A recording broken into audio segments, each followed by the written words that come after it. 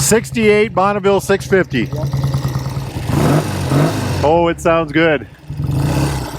Right side shift, 1 down, 3 up. 1968 Bonneville 650. It's got twin carburetors. Light handling, very light handling. Ha ha ha! First thing I do is ride it in the grass. I like it. So the rear brake is on the left on this one. I'm having to cope with that. Right side shift, of course. Oh, it sounds good. Excellent, excellent. I like it. I try to take it a little easy on these things. They probably know more about riding than I do. Beautiful. Beautiful. Oh, this is what a motorcycle should feel like. Very good shifting motorcycle.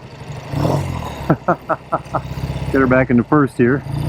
I'm going to try this. I'm not sure how we'll do here, but hey, we're doing all right. Nobody coming, so. These bikes are very light. They have, I think this would have, let's say 42 to 48 horsepower. Very good shifting, actually. I like that. I like that a lot. It's got a single leading shoe brake on the front. It's got some very loud pipes on it. Not overly, but they're definitely making a noise. Boy, it has a good sound. Very good sound. Chain drive, 4-speed transmission. The unit engine, of course. Hey, I wonder what they did up here. You know, this lot was for sale for a while. Hey, all right, the guy's not going to run us over. Welcome to beautiful South Barney. Drum brakes are always fun. They, I grew up on drums, so you have to give them a little more room than you would a normal brake. What a nice handling motorcycle. It's very light. It's got a red light on. I wonder what that means. Oh, my generator's down. It's not generating battery. I can see that on my amp gauge. Yeah, we'll run down the road here and take it right back, I think. They'll get that fixed. Could just be a regulator problem. You know, try as I might, I cannot shift with that left brake lever. I love the way these things feel. I just love the way these things ride. Absolutely beautiful. This is about as pure motorcycling as you can get. Wow. Nice flat seat, upright seating position, slightly leaning forward, reaching to the bars. Very light feel. You know, the 4-speed transmission is actually, it's a very good 4-speed transmission. Telescoping forks in the front. Smith gauges by 68, they'd be magnetic, I believe. Again, you just cannot shift with that brake lever on the left. The shifter is on the right, by golly. Nice, easy thing to ride. Just a beautiful thing. Likes to shift a little better when you give it a little more juice. A lot of older bikes are like that. Boy, it's got a good, like right now, it's almost no vibration at all. Very good feel. It is the right color. It's red, like I said. Loads of torque. Did not have to jump shift for that. I don't want to take it back, but we have that light on. You know, there it goes right into the next gear. Not an issue at all.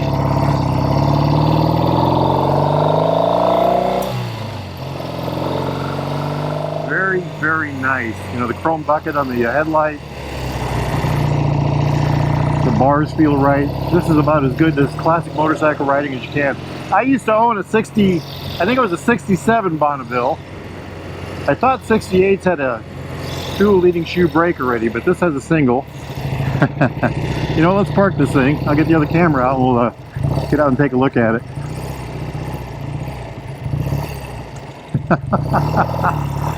I love these things. I just love them. All right, my friends. Let's get over here and see what we can learn. How about right here? Exhaust pipe alley. Wahoo! Alright y'all, let's take a good look at this thing. The generator light was on, so I quit a little early on it. So I got a single leading shoe front brake. I've got the boots over the telescoping forks, chrome bucket on the headlight, stainless fenders or polished aluminum, I don't know which one they would be. Check out that taillight. Looks like a newer seat, old stock. Beautiful red paint with a silver stripe. Looks like gold pinstripe. Of course, the center rib. Flat top cap like you should have. Check out that. Isn't that beautiful? I love these engines. Absolutely gorgeous things. Very organic. Dual concentric carburetors. Beautiful, beautiful. Look at that. Pea shooter type pipes. Probably grilling shocks. Look at that rear end. That is the Speedo drive right there. That runs all the way up to the front. Over here. Speedo would be on this side, I believe. Tachometer drive is right there. They always run the tachometer off the back of one of the camshafts. The camshafts spin at half the speed of the engine. That produces less wear and tear on the tachometer because it runs at half speed. Check that out. Isn't that just a beautiful thing? Just gorgeous. External oil lines, big old air filters. Let's go ahead and shut the fuel off. Just a beautiful thing. Look at that light frame. These things are fabulous. I just love them. I really do enjoy riding these. Someday I should own one, shouldn't I? Fin drum brake, and you can feel the heat on there because we're using them a little bit. Just a gorgeous thing. Look at that! Look at that side stand. Just beautiful. Jumping up here, we've got the Smith gauges. I'm going to tell you, like I do every time, there's a guy down the road, smithworks.com, I think. He does gauge repair. He can fix the innards, fix the outwards. He can put new glass in them, recrimp them, new faces. He can do anything you want, recalibrate them, all that neat stuff. This is a that is a horn button right there. This is the I don't know what brand that gauge is. It says L&P. I can't make out the brand, but really nice. Bonneville on the tank right there. Steering fork lock right there. So horn, high-lows right there. You turn the headlight on with a key. Over here we've got the throttle, of course the brake lever. So these are stamped steel with a ball on the end.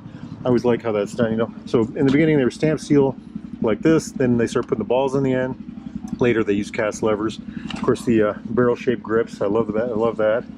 Nifty old Napoleon-style mirror right there. Just look at that. Haha, look at that on the tank. Bonneville. So this would have a sump tank yet. Oil sump right there. These are my Royal Enfield Alpine Star gloves. Let's see if we can open the seat up. Ah yes, there's a battery. Look at that fender. Just beautiful, isn't it? That's where you put your oil in and check it. Just a work of art. Just a work of art. Like I said, it's the right color, so my favorite thing. You know, look at the wheels here. Can y'all see the British flag down there? It says CWC, that must be the brand. Chain drive, of course, there's the brake on this side. Look at how we shut this. That's all you do. Latched. Over here, mechanical brake, of course. You know, here's the electronics. I always make fun of those. I'm not making fun of them. That was high tech back in the day. 1968, that was microelectronics. You know? I love it. I love it. Just, they're so organic.